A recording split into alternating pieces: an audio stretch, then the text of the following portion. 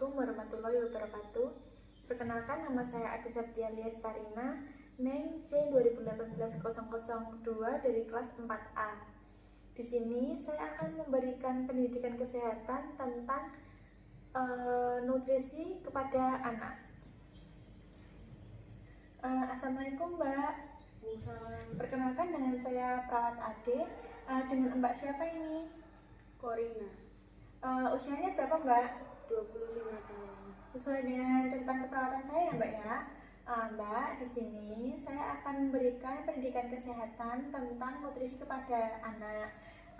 Nanti saya memerlukan waktu 5-10 menit. Apakah Mbak bersedia? Baik, Sus. Kita mulai ya Mbak ya. Mbak, sebelumnya Mbak sudah mengerti belum tentang nutrisi apa saja yang harus diberikan kepada anak? Mari kita mulai ya Mbak ya, sambil kita sama-sama belajar. Nah, di sini Mbak,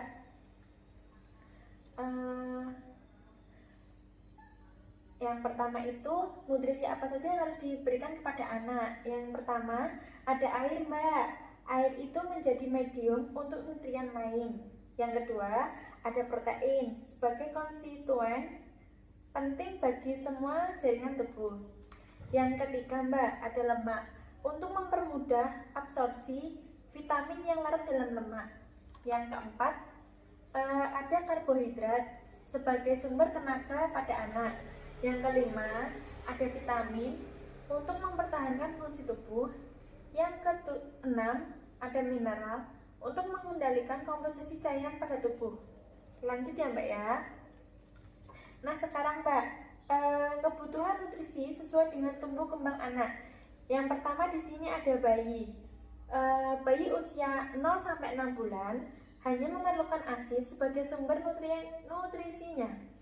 Yang kedua, mulai usia 6-12 bulan bisa diberikan makanan pendamping atau MPASI.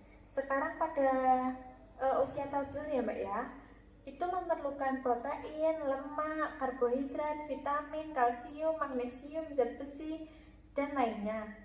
Yang ketiga ada pada masa prasekolah, itu memerlukan sama juga Mbak, seperti karbohidrat, protein, lemak, serat, vitamin, dan mineral.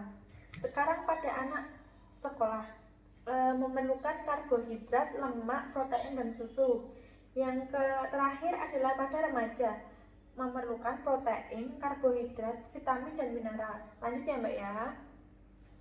Nah di sini ada angka kecukupan gizi yang harus dipenuhi. Yang pertama itu pada bayi. Bayi itu memerlukan antara 100 sampai 200 kilokalori per kilogram berat badan. Nah yang kedua ada usia toddler, kurang lebih 100 kilokalori per kilogram berat badan. Yang ketiga ada anak usia prasekolah, yaitu memerlukan 85 kg kalori per kilogram berat badan.